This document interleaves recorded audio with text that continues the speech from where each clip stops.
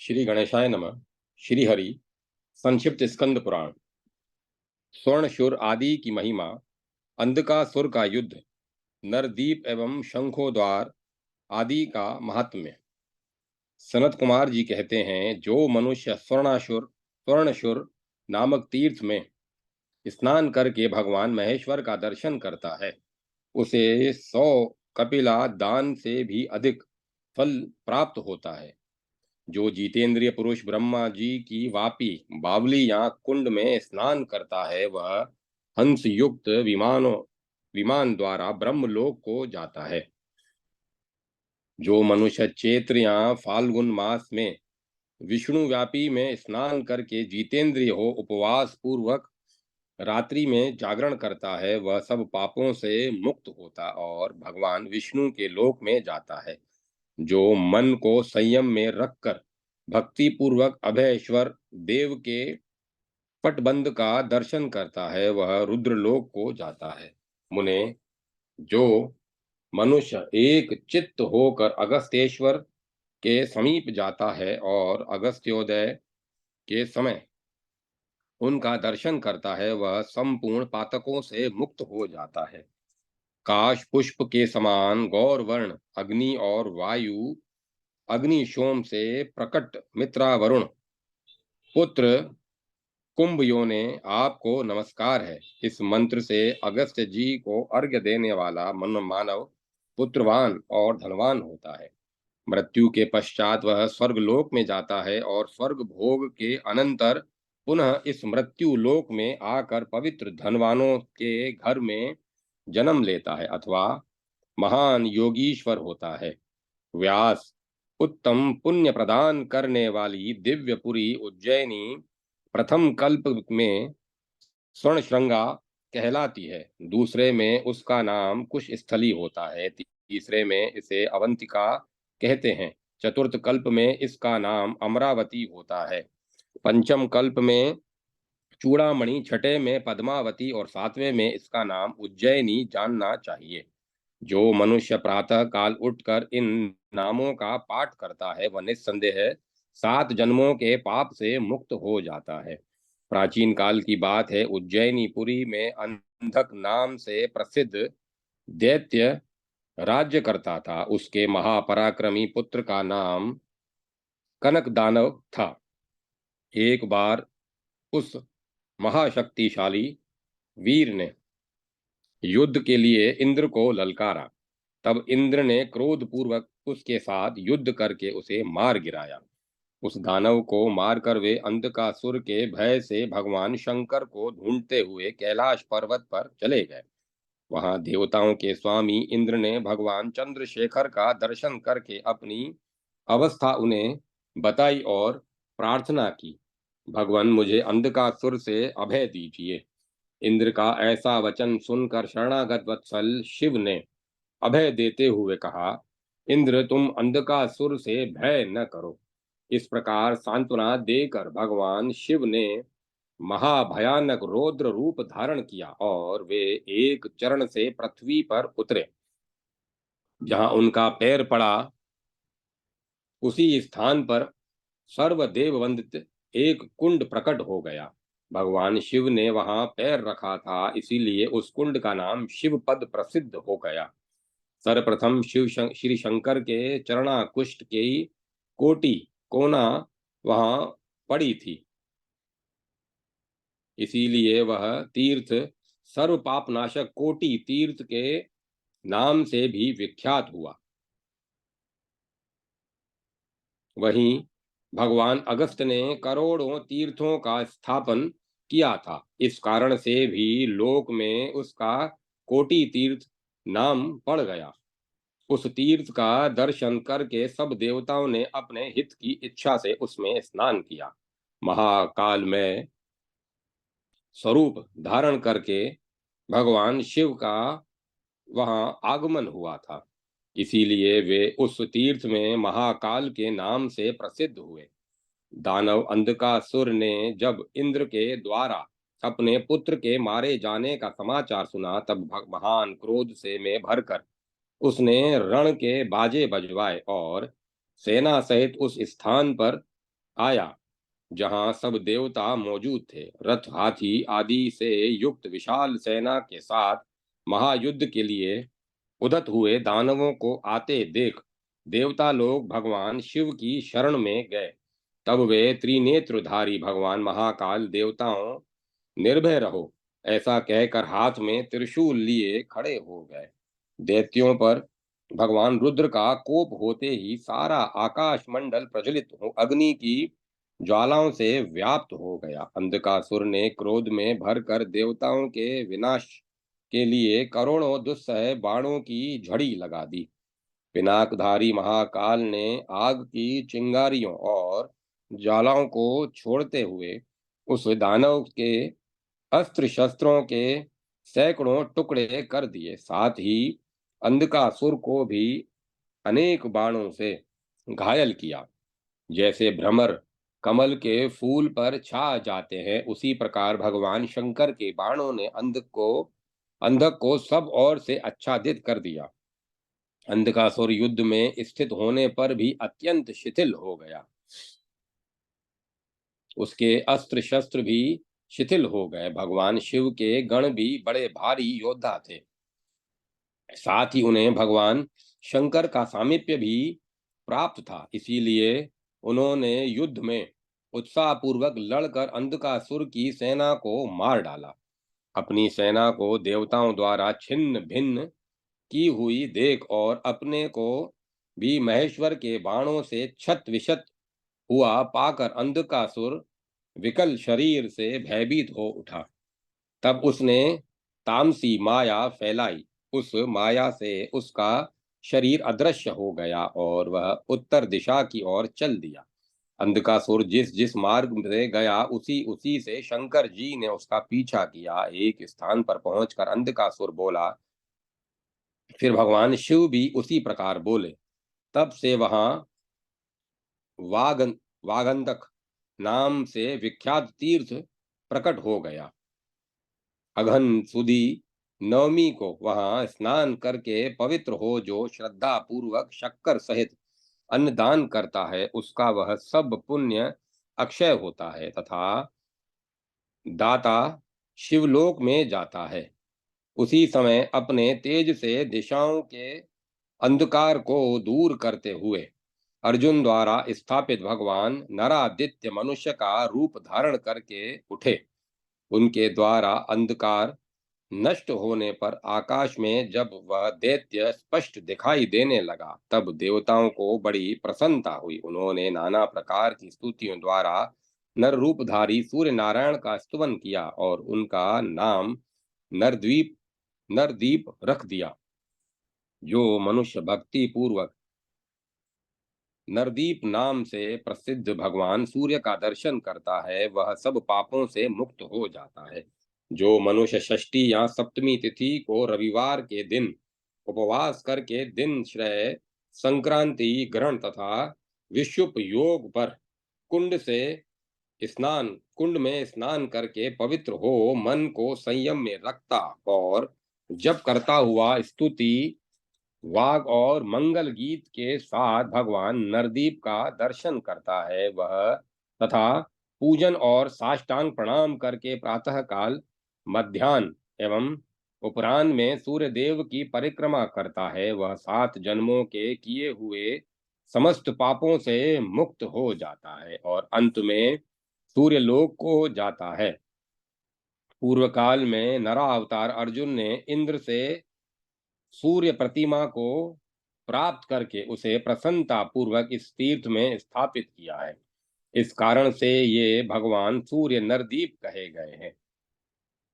ज्येष्ठ व्यतीत होने पर भगवान सूर्य को रथ पर विराजमान करके श्रेष्ठ द्विज अपनी भुजाएं लगाकर उस रथ को कुश स्थली में पहुंचाते हैं। उस समय उत्तर दिशा को आते हुए भगवान सूर्य का जो दर्शन करता है उसे अग्निहोष्टम यज्ञ का पूरा फल प्राप्त होता है। जो केशवादित्य के स्थान से लौटे हुए रथ का दर्शन करता है अथवा रस्सी पकड़कर स्वयं भी उस रथ को खींचता है, वह अपने कुल का एवं पिता पितामह आदि पितरों का उद्धार कर देता है। जो दक्षिण दिशा में नरदीप देव का स्वयं संयम पूर्वक दर्शन करते हैं, वे स्वर्ग लोक में जाते हैं। जो मनुष्य भक्ति पूर्वक श्री सूर्य देव की परिक्रमा करते हैं, उनके द्वारा 7 दीपों वाली पृथ्वी की प्रदक्षिणा हो जाती है। प्रातः काल उठकर मौन हो भक्ति भाव से भगवान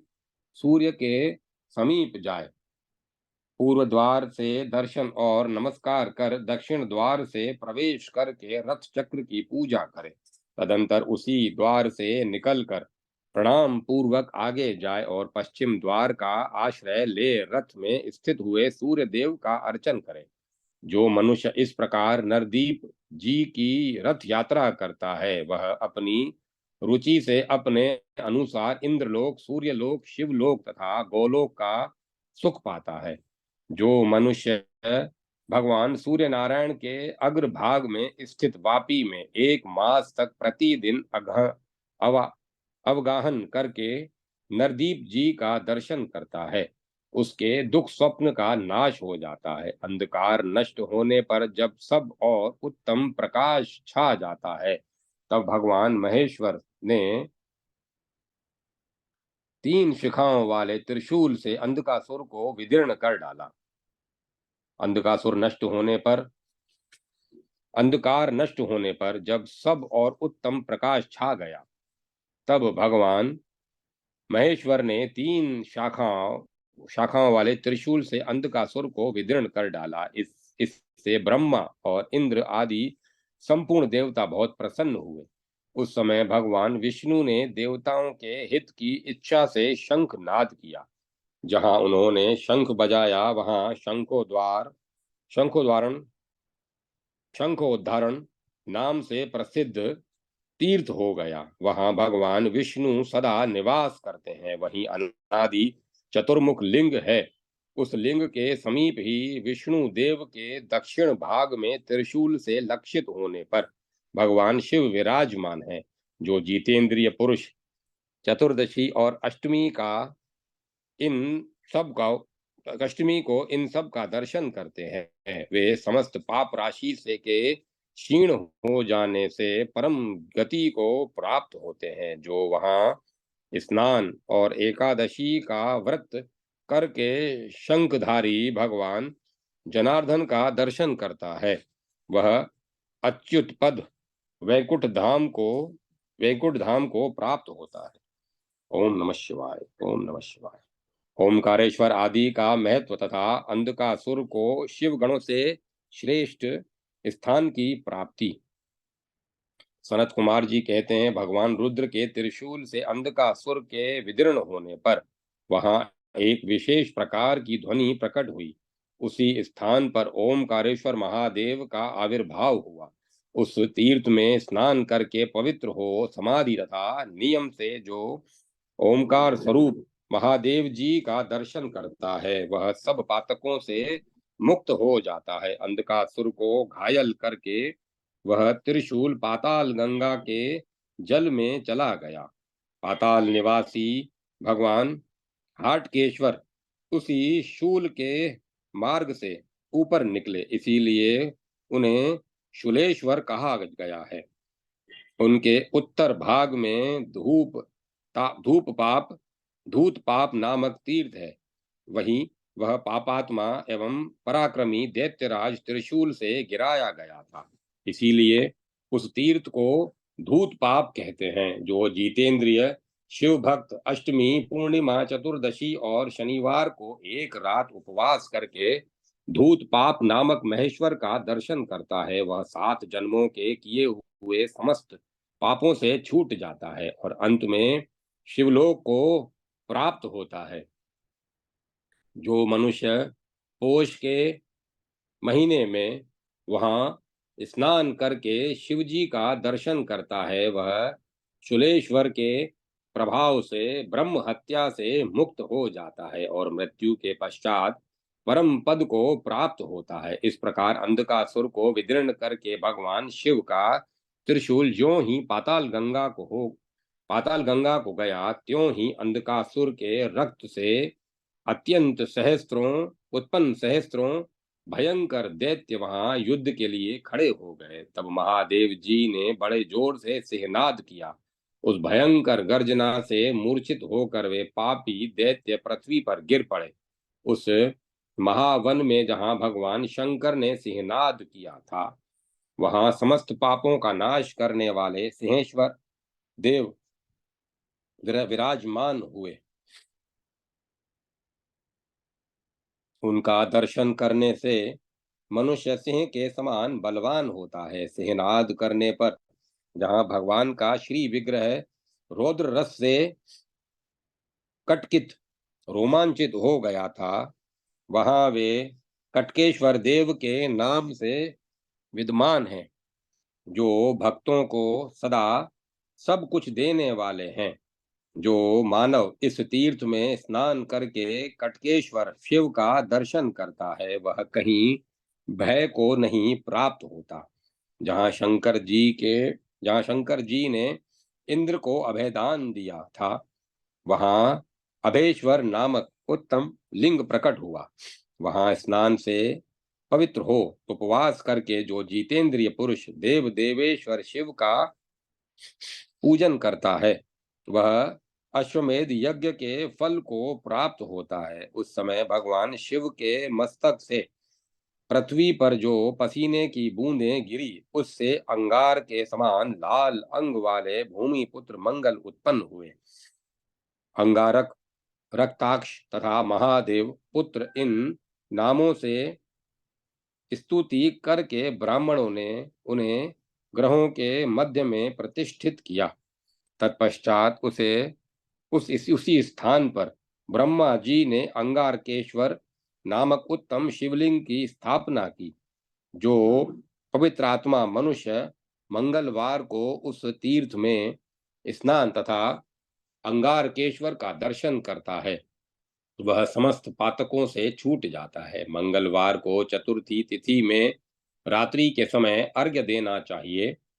जब तक चार चतुर्थी पूरी न हो जाएं, तब तक प्रयत्न पूर्वक यह अर्घ्य दान का नियम चलाते रहना चाहिए। इस प्रकार त्रिशूल से आहत होने के बाद अंधकासुर को बड़ा भय हुआ। वह अपने प्राणों की रक्षा के लिए प्रयत्न करने लगा।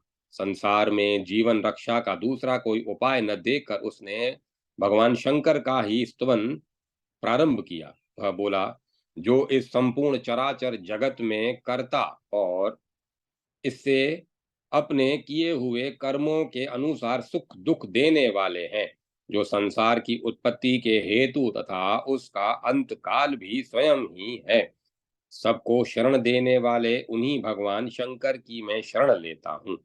जिनके मोह तमोगुण और रजोगुण दूर हो गए हैं, वे योगी जन भक्ति से मन को एकाग्र रखने वाले निष्काम भक्त तथा अपरिछिन्न बुद्धि वाले ज्ञानी भी जिनका निरंतर ध्यान करते हैं, उन अनंत दिव्य स्वरूप शरणदाता भगवान शंकर की मैं शरण लेता हूँ।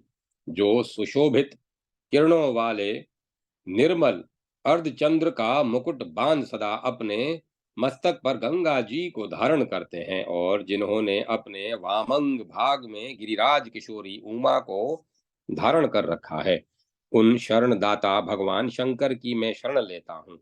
सिद्ध और चारण जिनके चरणाविंदों की सेवा करते रहते हैं, और जिन्होंने आकाश से ऊंची ऊंची उताल तरंगों के साथ विषम वेग से गिरती हुई त्रिभुवन पावनी गंगा को अपने मस्तक पर पुष्पमाला की भांति धारण कर लिया था, उन शरणदाता भगवान शंकर की मैं शरण लेता हूँ।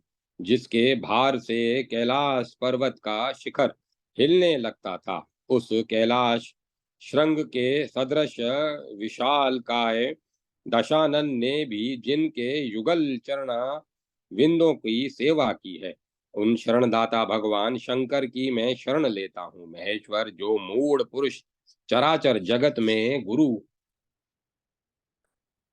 आपको नहीं जानते। महेश्वर जो मूढ़ पुरुष चराचर जगत के गुरु आपको नहीं जानते, वे ऐश्वर्य का अहंकार नष्ट होने पर मेरी ही भांति पश्चाताप करते हो और दुस्सह यातना भोगते हैं। इस प्रकार स्तुति करते हुए अंधकासुर ने सुर से सबका कल्याण करने वाले शूलपाणी महादेव भगवान शिव प्रसन्न होकर बोले, वत्स मैं प्रसन्न हूँ। अब तुम शुद्ध निर्मल हो गए हो, अतः तुम्हें दिव्य नेत्र देता हूँ। निश्चिंत होकर मेरी और देखो। दानव श्रेष्ठ, तुम्हारे मन में जो कोई भी आकांक्षा हो उसे मांगो, मैं तुम्हें सब कुछ दूंगा। अंधकासुर बोला, देवेश्वर, मुझे गणपति पद प्रदान कीजिए, क्योंकि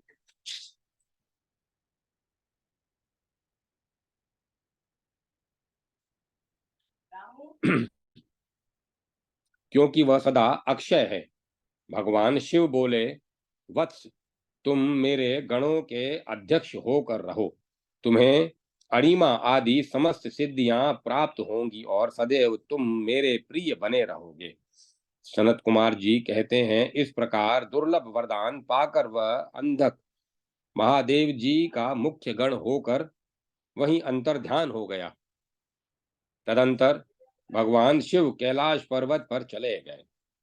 ओम नमः शिवाय, ओम नमः शिवाय, ओम नमः शिवाय। उज्जैनीपुरी के कनक श्रृंगा आदि नाम पड़ने का कारण। व्यास जी ने पूछा, भगवन, इस महाकाल वन में कितने तीर्थ और शिवलिंग हैं, वह यह बताने की कृपा करें। सनत कुमार जी ने कहा, व्यास, महाकाल वन में 60 कोटि सहस्त्र और 60 कोटि शत तीर्थ हैं, तथा शिवलिंगों की तो कोई संख्या ही नहीं है। सकाम या निष्काम भाव रखने वाला जो मनुष्य इस सुंदर महाकाल वन में जन्म लेता है, वह भगवान शिव के धाम में प्रतिष्ठित होता है। ब्राह्मण, सभी तीर्थ और सभी सिद्ध क्षेत्र सब ओर से पवित्र एवं पुण्यजनक हैं। इन उन सब में इस महाकाल तीर्थ और क्षेत्र को मुख्य जानो। व्यास जी ने पूछा, मुने, उज्जैनीपुरी का नाम पहले कनक श्रृंगा क्यों हुआ, फिर उसका कुशस्थली नाम कैसे हुआ, आगे चलकर अवंती नाम कैसे पड़ा, पद्मावती और उज्जैनी नामों का भी हेतु क्या है, यह सब बतावे। सनत कुमार जी ने कहा, एक समय महादेव जी तथा ब्रह्मा जी स्वर्ण में शिखरों से युक्त अद्भुत पुरी का दर्शन करने के लिए भूतल पर आए। यहाँ आकर उन्होंने संपूर्ण विश्व के स्वामी भगवान विष्णु रूप को नमस्कार किया। विष्णु रूप ने भी विधि और आदर के साथ सेवकों सहित उन दोनों का स्वागत सत्कार किया और पूछा, महेश्वर तथा ब्रह्मा जी, आप दोनों अपने अनुगामियों सहित देवलोक से पृथ्वी पर कैसे पधारे हैं। यह सुनकर ब्रह्मा और महादेव जी बोले, प्रभो, जहां आप विराजमान हैं वहीं हम दोनों का भी स्नेह है। आपके बिना हमें स्वर्ग, पृथ्वी तथा पाताल में भी कुछ नहीं, सुख नहीं है। भगवन, आपने यह स्वर्ण में शिखर वाली विचित्रपुरी कब बसाई है। जगदीश्वर, आप यहाँ हमें भी स्थान दें।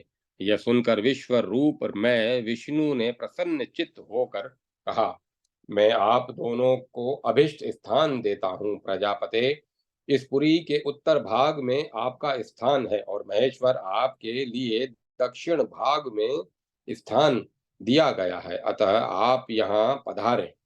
आप वहीं आप वहीं पधारें। आप दोनों के ने इस पुरी को स्वर्ण में शिखर वाली बताया है, इसीलिए इस संसार में कनक श्रृंगा नाम से विख्यात होगी। इस प्रकार इस पुरी का नाम, प्रथम नाम कनक श्रृंगा बताया जाता है।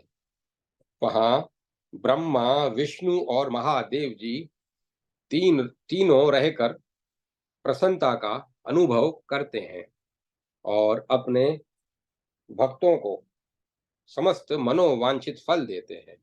व्यास, अब इस पुरी के कुश स्थली नाम होने का कारण बताया जाता है, उसे सुनो।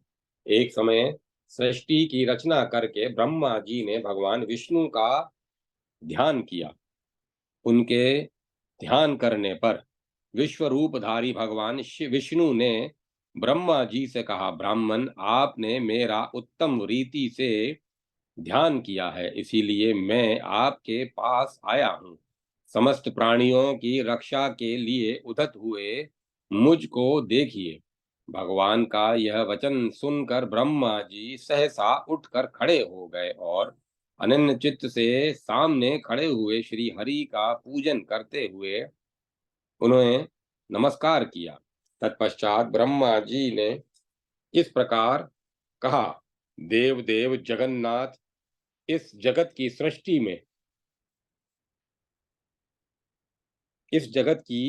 सृष्टि तो मैंने कर दी है, परंतु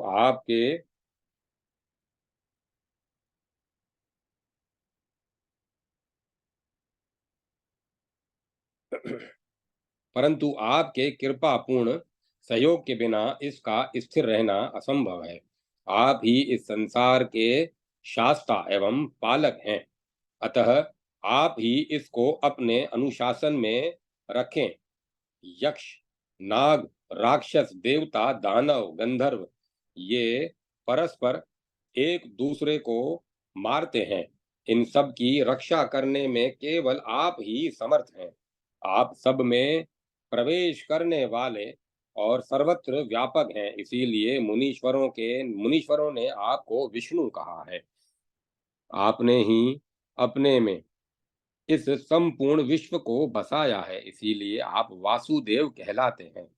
समस्त संसार आपका अनुगामी है, आप विभु हैं, संपूर्ण जगत के राजा हैं। अखिल विश्व आपके लिए सेना के सदृश है, इसीलिए आप विश्वसेन कहे गए हैं। इस चराचर जगत को अपनी ओर आकृष्ट करने के कारण आपको लोग श्री कृष्ण कहते हैं। देव, आपने तीनों लोकों को जीत लिया है, अतः आप जिष्णु हैं। आप ही इस संपूर्ण जगत के आदि राजा हो। आपका सिंहासन अद्वितीय हो। आपके हाथ में दक्षिणावर्त शंख है, इस कारण आप पुरुषोत्तम हैं। आपके पास सदा सुदर्शन नामक चक्र विद्यमान रहता है, अतः आप ही चक्री हैं। आपकी ध्वजा गरुड़ से सेवित है तथा स्वर्ण की सी पांख वाले गरुड़ जी आपके वाहन हैं।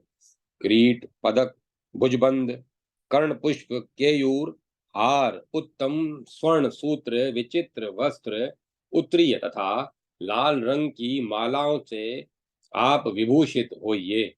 लक्ष्मी कभी आपका साथ नहीं छोड़ती। आपका ऐश्वर्य अनंत है। मुकुंद, इस जगत में साधु पुरुषों की आप में भक्ति हो, आप भक्त के ऊपर प्रसन्न होइए। सनत कुमार जी कहते हैं, ब्रह्मा जी के इस प्रकार स्तुति करने पर भगवान विष्णु प्रसन्न हो देवताओं के बीच में इस प्रकार बोले, विरंची, मुझे कोई शुद्ध मंडल दिखाइए जो आपसे पृथक न हो और जहां स्थिरता पूर्वक स्थित होकर मैं जगत की रक्षा कर सकूं। तदंतर ब्रह्मा जी ने कुश की एक मुट्ठी ली और एक अत्यंत उन्नत स्थल भूमि पर बिछाकर भगवान विष्णु से कहा, देव, आपके लिए यही पवित्र मंडल है। देवताओं से पूजित होकर वह आप सदा यहीं विराजमान होइए।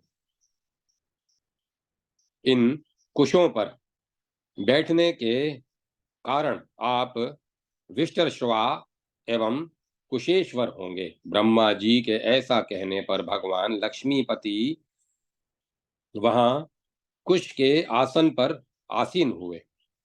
तदंतर विश्व विधाता ब्रह्मा और भगवान पुराण पुरुषोत्तम दोनों ने उस पुरी का नाम कुशस्थली रख दिया।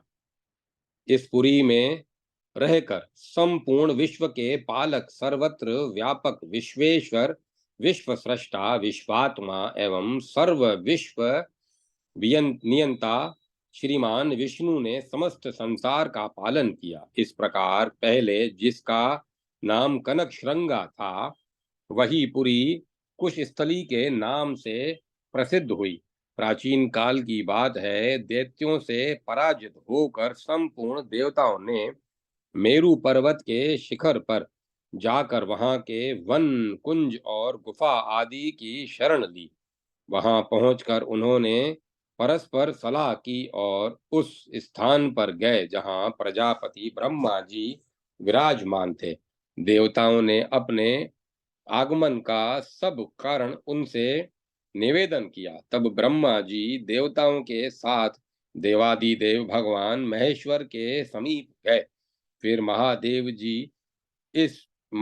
जी भी उन सब के साथ वैकुंठ धाम में भगवान विष्णु के समीप गए और उन देव जगदीश्वर की स्तुति करने लगे।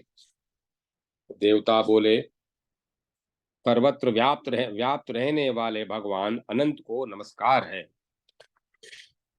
कुर्म रूपधारी श्री हरि को बार बार नमस्कार है। भयंकर नरसिंह और वराह रूप धारण करने वाले भगवान को नमस्कार है।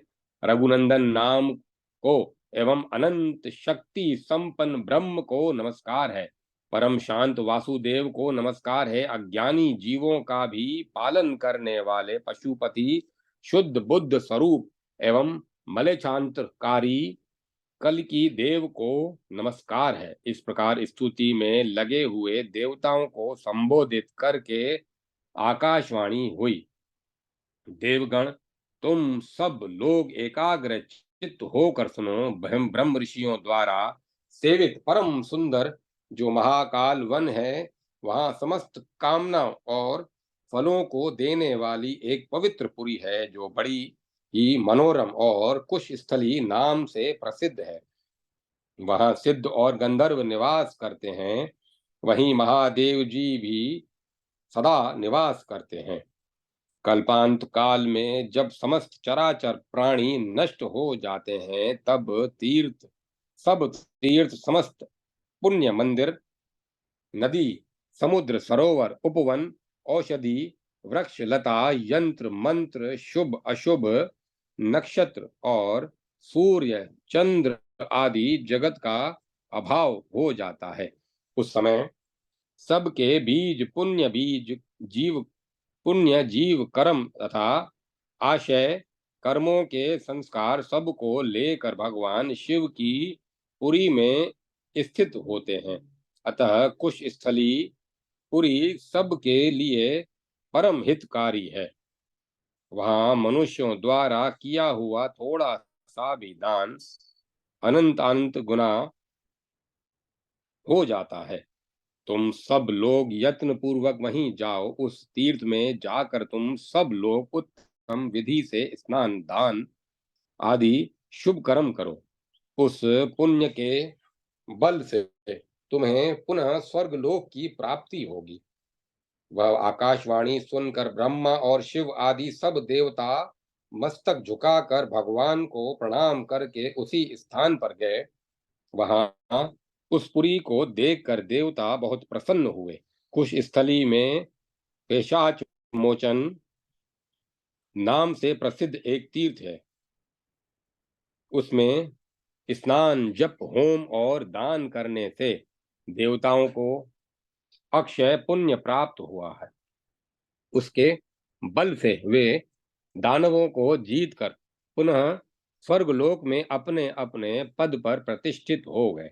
जहाँ प्रत्येक कल्प में देवता, तीर्थ, औषधि, बीज तथा संपूर्ण प्राणियों का पालन होता है, वह पुरी सबका अवहन रक्षण करने के कारण अवंती है। आज से इस कुश स्थली का नाम अवंतीपुरी होगा। ऐसा कहकर सब देवता अपने अपने धाम को चले गए। द्विजश्रेष्ठ, तभी से भूतल पर वह पुरी अवंती के नाम से विख्यात हुई। व्यास जी, अब मैं यह बतलाऊंगा कि अवंतीपुरी का नाम उज्जैनी कैसे हुआ। एक समय सब देवताओं के राजा महादैत्य त्रिपुर के ने ब्रह्मा जी के संतोष के लिए बड़ी घोर तपस्या की। एक सहस्त्र वर्ष पूर्ण होने पर ब्रह्मा जी अत्यंत प्रसन्न होकर उससे बोले, असुर श्रेष्ठ, तुम मुझसे अपना मनोवांछित वर मांगो। ब्रह्मा जी के ऐसा कहने पर त्रिपुर दैत्य बोला, ब्रह्मन, मैं देवता दानव गंधर्व पिशाच नाग तथा राक्षस सबके द्वारा अवध्य हो जाऊं। ब्रह्मा जी बोले, वत्स, ऐसा ही होगा, तुम निर्भय होकर विचरो। ऐसा कहकर ब्रह्मा जी वहीं अंतर ध्यान हो गए। तब से लेकर उस दैत्य ने पहले के वैर का स्मरण करके देवताओं का महान विनाश आरंभ किया।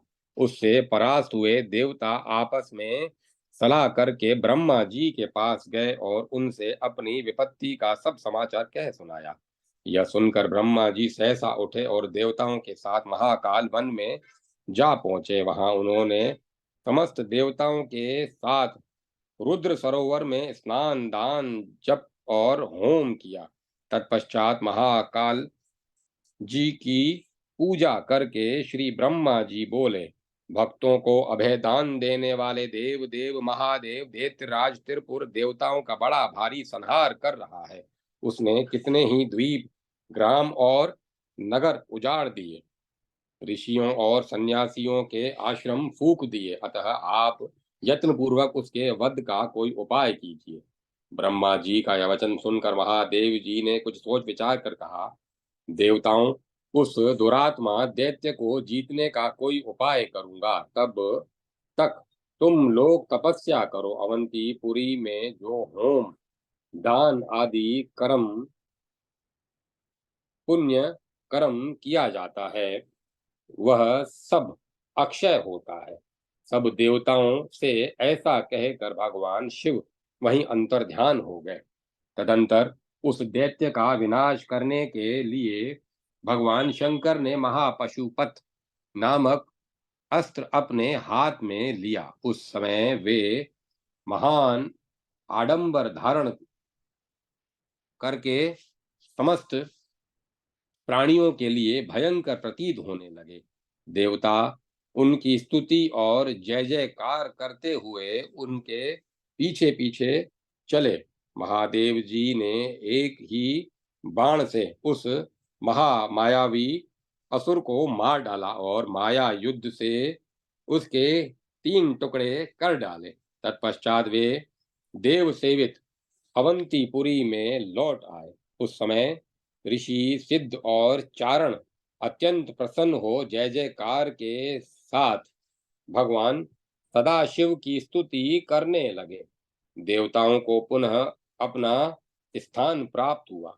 वहां त्रिपुर नामक दानव को उत्कर्ष पूर्वक जीता गया था।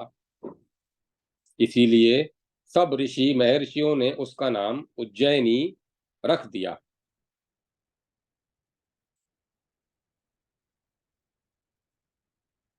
तभी से अवंतीपुरी का नाम उज्जैनी पुरी हुआ। जो मानव इस जो मानव उस पुरी में स्नान दान आदि करते हैं उनके शरीर में कोई पाप नहीं ठहर पाता। उज्जैनी पुरी में विद्या की इच्छा रखने वाला महादेव जी की धनार्थी पुरुष धनाध्यक्ष कुबेर की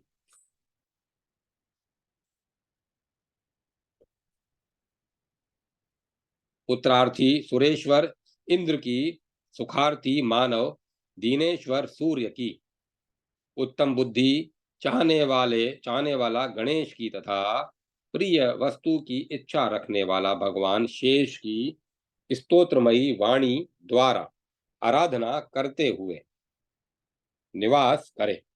जो सौभाग्यशाली मानव सदा उज्जैनीपुरी में निवास करते हैं, वह मनोवांछित कामनाओं का उपभोग करके मृत्यु के पश्चात भगवान शिव के धाम में जाता है। अब उज्जैनीपुरी का पद्मावती नाम पड़ने का कारण बतलाऊंगा। एक समय दुष्ट आत्मा दानवों के द्वारा धर्म की बड़ी भारी हानि पहुंची धर्म को बड़ी भारी हानि पहुंची।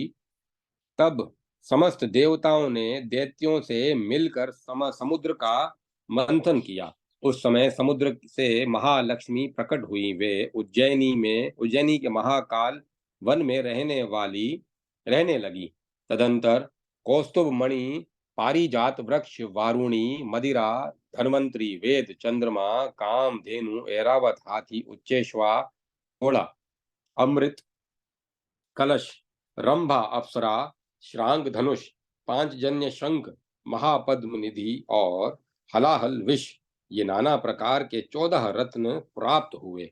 इन सब को लेकर देवता और दैत्य महेश्वर वन में आए और वहां बैठकर अमृत पीने के विषय में विचार करने लगे। वे सभी पहले मैं ऐसा कहते हुए विवाद करने लगे। इसके कारण वहां बड़ा भारी कोलाहल मच गया। इसी समय वहां देव ऋषि नारद आए। उन्होंने दोनों दलों का वह कलह देखकर भगवान शिव की आराधना की। तब भगवान श्री हरि सबके मन को मोहने वाली नारी का रूप धारण करके वहां आए। उस सुंदरी को देखकर वे महादैत्य कामदेव के वशीभूत हो गए। इसी समय श्री हरि ने अपने हाथ का कौशल दिखाते हुए दैत्यों को मदिरा और देवताओं को अमृत का कलश दे दिया। राहु नामक दैत्य देवताओं का सा रूप धारण कर उन्हीं के बीच में बैठकर वह उत्तम अमृत पीने लगा। तब यह जानकर भगवान विष्णु ने तुरंत ही चक्र से उसका मस्तक काट डाला, परंतु अमृत का स्पर्श हो जाने के कारण उस असुर की मृत्यु नहीं हुई।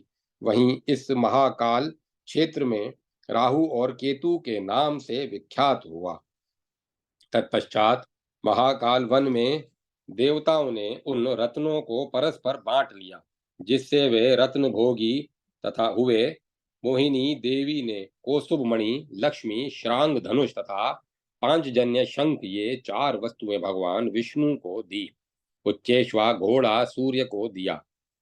गजश्रेष्ठ ऐरावत इंद्र को समर्पित किया। देवताओं को अमृत और शिवजी को चंद्रमा प्रदान किया। वृक्षों में श्रेष्ठ पारिजात तथा रंभा अप्सरा को इंद्र के क्रीड़ा कानन नंदन वन में भेज दिया। देवताओं को अपना खोया हुआ स्थान पुनः प्राप्त हो गया। कामधेनु गौ को यज्ञ की सिद्धि के लिए ऋषियों के अधीन किया। महापद्म नाम की निधि कुबेर के भवन में गई, परंतु उस हलाहल विष का किसी ने भी आदर नहीं किया। भगवान शंकर ने जगत के हित की इच्छा से स्वयं ही उस विष को पीकर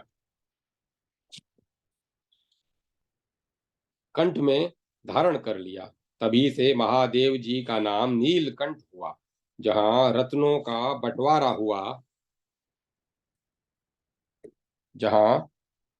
बंटवारा हुआ उस रत्न कुंड में स्नान करके जो मनुष्य भगवान नीलकंठ का दर्शन करता है, वह सब पापों से मुक्त होकर सब रत्नों का भोगी होता है तथा अंत में शिवलोक को जाता है। उस समय हर्ष में भरे हुए ब्रह्मा, विष्णु आदि सब देवता कहने लगे, इस उज्जैनी पुरी में आकर हम सब लोक रत्नों के भोगी हुए हैं तथा यहाँ सब समय भगवती पद्मा लक्ष्मी निश्चल रूप से निवास करती हैं। अतः आज से इस पुरी का नाम पद्मावती होगा। जो महाभाग मानव इस पुरी में स्नान, दान, पूजन तथा देवताओं, पितरों का तर्पण करता है, उसके शरीर में किंचन मात्र भी पाप नहीं रह जाता तथा उसे दरिद्रता और दुर्गति की भी प्राप्ति नहीं होती। सनत कुमार जी कहते हैं, व्यास जी, एक समय महर्षि लोमश ने अपना अनुभव इस प्रकार सुनाया था। लोमश जी बोले, एक बार मैं तीर्थ यात्रा के प्रसंग से कुश स्थलीपुरी में गया। वहां भगवान महेश्वर के दर्शन मात्र से मेरे सारे रोग, सारी चिंताएं मिट गई और मैं निर्मल हो गया। वहीं दीर्घ काल तक तपस्या करके मैं जरा और रोग से रहित दीर्घायु हुआ। मैंने वहां के सब तीर्थों में स्नान किया और पवित्र एवं एकाग्र चित्त हो समस्त पापों से रहित हो गया। उस तीर्थ में पार्वती जी के साथ भगवान शंकर सदा निवास करते हैं। उनका श्री अंग चंद्रमा के मुकुट से सुशोभित है। उनके अंगों में चिता का भस्म लगा रहता है। वे सब और चंद्रकला की चटकीली चांदनी छिटकाते हुए शोभा पाते हैं और इसीलिए वहां पर कृष्ण पक्ष, अमावस्या तिथि और अंधकार कभी नहीं हुआ। वहां की नदियां, सरोवर, बावली तथा पलवल आदि सभी जलाशय कुमुदनी से व्याप्त होते हैं और उनसे आच्छादित हुई पृथ्वी चांदनी में डूबी हुई सी प्रतीत होती है। वहां सब समय कुमुदनी कुमुदनी खिली रहती है। इसीलिए इसे पद्मावती पुरी का नाम कुमुद कुमुदवती हो गया। जो मनुष्य एकाग्र चित्त हो कुमुदवती पुरी में श्राद्ध करते हैं, उस उनके पितर कभी स्वर्ग से नीचे नहीं गिरते। वहां का श्राद्ध अक्षय होता है। व्यास, यह कुश स्थली पुरी किस प्रकार अमरावती नाम से प्रसिद्ध हुई, यह प्रसंग सुनो। एक समय मुनि श्रेष्ठ मरीचि नंदन कश्यप जी ने अपनी पत्नी के साथ परम सुंदर महाकाल वन में बड़ी कठोर तपस्या की। तपस्या करते करते जब 1 सहस्त्र वर्ष पूरे हो गए, तब आकाशवाणी हुई, द्विजश्रेष्ठ, तुमने फल की इच्छा से